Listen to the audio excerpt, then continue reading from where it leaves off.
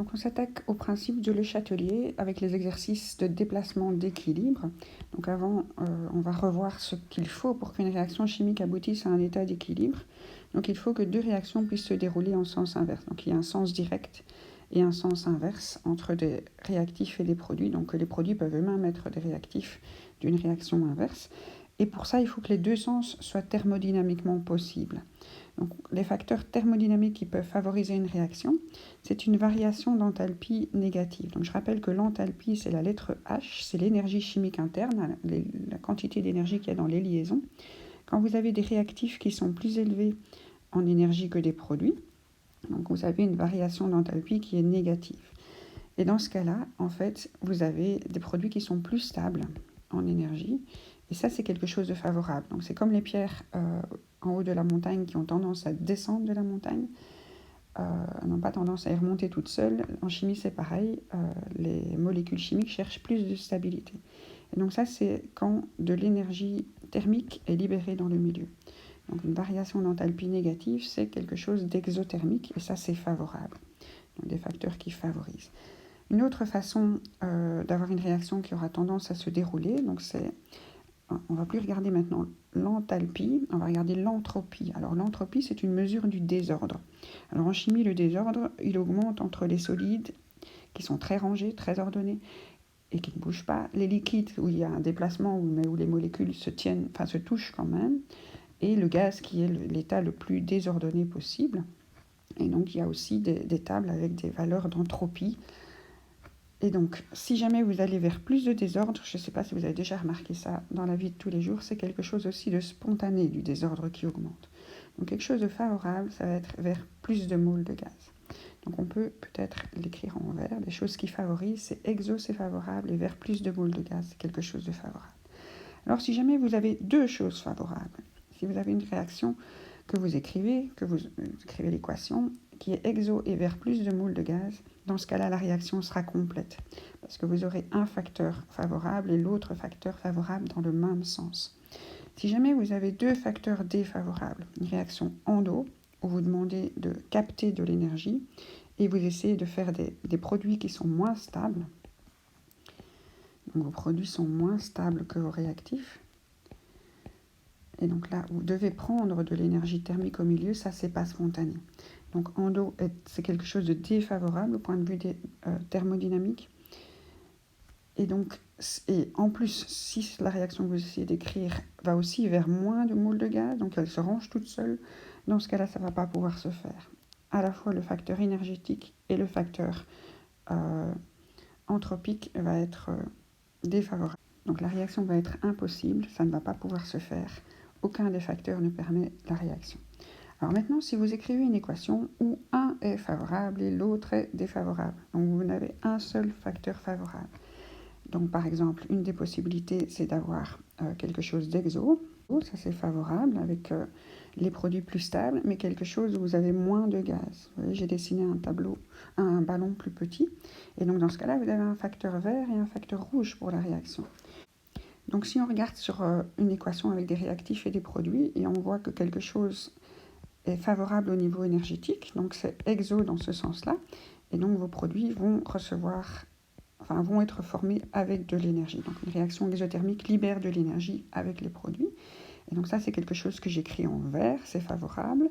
Par contre, le facteur désordre, on a dit qu'on n'avait qu'un seul facteur favorable, est défavorable. Donc dans mes produits, j'ai moins de gaz. Donc ça, j'écris en rouge, c'est défavorable. Et donc la réaction va se dérouler, mais elle ne sera pas complète.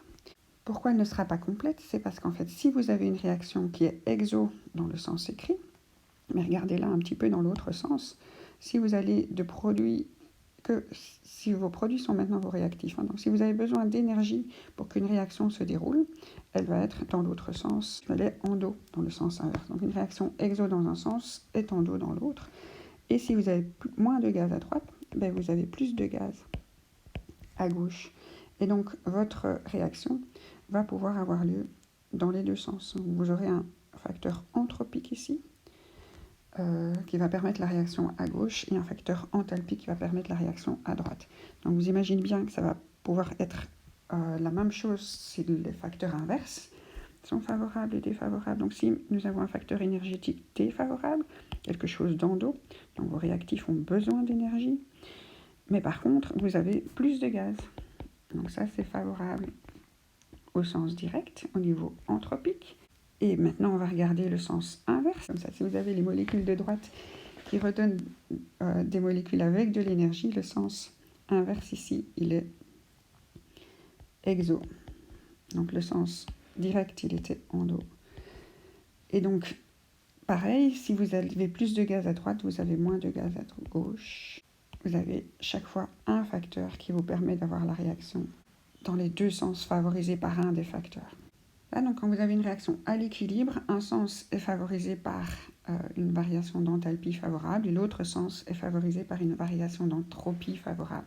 Ici, c'est la variation d'enthalpie qui est favorable pour le sens direct et la variation d'entropie qui est favorable pour le sens inverse, tandis qu'à droite, c'est la variation d'entropie qui est favorable au sens direct et la variation d'enthalpie qui est favorable au sens inverse. Donc il y a un favorable, un défavorable.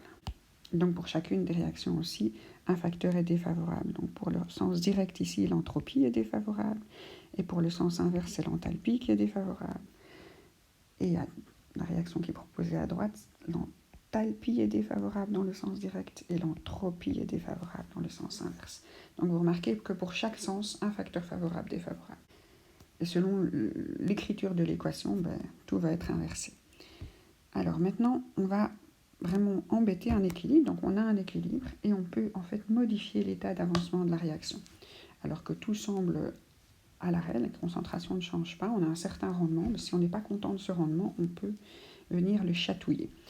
Et donc le principe va obéir, le système à l'état d'équilibre va obéir au principe de Le Chatelier. Alors Le Chatelier, c'est une loi qui a été décrite en 1884 par des résultats expérimentaux. En fait, on se rend compte quand un état d'équilibre est atteint, les réactions ont lieu à la même vitesse dans les deux sens et les concentrations ne changent plus. Si vous venez modifier quelque chose de l'extérieur, donc si vous changez la température de la réaction, si vous changez la pression, si vous vous mettez à ajouter tout à coup des réactifs ou à retirer tout à coup des produits, c'est parfois possible quand certains peuvent être condensés sélectivement ou sont plus denses ou des choses comme ça. Mais vous allez déplacer l'équilibre, vous allez modifier l'état d'équilibre et le système à l'état d'équilibre va essayer de s'opposer à votre modification. Et vous allez faire un nouvel équilibre qui sera à un rendement légèrement différent. Et donc, première chose que vous pouvez faire, c'est diminuer la température. Si vous diminuez la température, le système va vouloir augmenter cette température. Donc vous allez, pour que deux réactions puissent relever la température du système, vous allez en fait favoriser la réaction exothermique qui va relibérer de la chaleur et donc les réactions vont pouvoir s'opposer à votre baisse de température. Et donc si on a quelque chose qui est avec de l'énergie à droite, vous allez aller vers ce sens exothermique avec votre nouvel équilibre. Si par contre vous avez de l'énergie qui est prélevée au milieu, vous allez, donc ça veut dire que le sens écrit est endo, vous allez déplacer l'équilibre dans ce sens-ci qui est le sens exo, qui est toujours à l'envers. Donc ici vous aviez un sens exo et vous vous déplacez dans le sens écrit. Vous imaginez bien que si on s'amuse à monter la température, le système va vouloir la diminuer et donc ça va favoriser le sens endothermique. Et donc si vous avez de l'énergie ici, que la réaction est écrite dans le sens exo, ça veut dire que l'endo il est en dessous et vous allez déplacer dans le sens endo. Et si vous avez l'énergie qui est prise au milieu, donc que le sens écrit est l'endo, vous allez bien le déplacer dans le sens écrit puisque vous avez voulu augmenter la température et le système a voulu la diminuer. Alors si on s'amuse avec la pression, si on commence à diminuer la pression, une façon de faire c'est d'augmenter le volume disponible dans le réacteur. Alors le système va vouloir s'opposer à cette modification. Donc si on lui baisse la pression, il va vouloir augmenter la pression. Comment est-ce qu'un état d'équilibre peut augmenter la pression ? Il va aller dans le sens où il y a plus de moles de gaz. Donc si vous avez plus de gaz dans vos produits, vous allez déplacer l'équilibre vers vos produits. Si vous avez plus de gaz dans vos réactifs, vous allez déplacer l'équilibre vers les réactifs. Vous imaginez que si on s'amuse dans l'autre sens, à augmenter la pression, ça peut se faire en diminuant le volume disponible dans le réacteur, le système va s'opposer à cette diminution. Donc il va vouloir aller vers moins de gaz. Donc si vous avez plus de gaz à droite, le système va s'enfuir de cet endroit-là et aller vers moins de gaz. Si vous avez plus de gaz à gauche, le système va s'enfuir de là et aller vers moins de gaz. Juste une idée, c'est que quand l'équilibre est déplacé, on n'a pas une réaction qui devient complète. On a un nouvel état d'équilibre. Quand on a touché à la température, le cassé est différent, puisque le cassé est une constante établie à une température donnée. Alors pour les pressions, si vous touchez à la pression, l'équilibre va pouvoir se déplacer s'il y a une différence de mole de gaz. Parfois vous aurez des équilibres où vous avez autant de gaz d'un côté que de l'autre. Parfois vous aurez des équilibres où il n'y a même pas de gaz, et dans ce cas-là, vous pourrez toucher à la pression et ça ne fera rien, l'équilibre ne sera pas déplacé. Alors la dernière chose qu'on peut faire pour venir titiller un équilibre, c'est toucher aux concentrations. Donc si on commence à prélever un produit dans un système qui est à l'état d'équilibre, par condensation, densité ou des choses comme ça, le système veut s'opposer à ça, il veut augmenter le produit. Et donc pour augmenter le produit, on favorise le sens direct qui fabrique ce produit. Et vous allez aboutir à un nouvel état d'équilibre. Et ce qui est particulier ici, c'est que vous allez réaboutir à un même cassé. Donc toutes les nouvelles concentrations de tous les réactifs et tous les produits en solution, dans l'équilibre, une solution ou des gaz, vous allez retrouver le même rapport total de toutes les concentrations. Les concentrations vont changer, mais leur rapport se retrouvera le même. Si vous touchez au réactif, donc si vous commencez à réalimenter dans un système à l'état d'équilibre, le système va vouloir consommer ce réactif. Et donc de nouveau, ça va aller dans le sens direct si on consomme un réactif. Et là, à nouveau, vous aurez des concentrations d'un nouvel équilibre qui auront changé, mais dont le rapport respectera le cassé. En 2017, il n'y avait pas de question de déplacement d'équilibre. En 2018, il y en a eu 2. Je rappelle que c'est toujours juillet et septembre. Et en 2019, une en juillet, une en septembre aussi.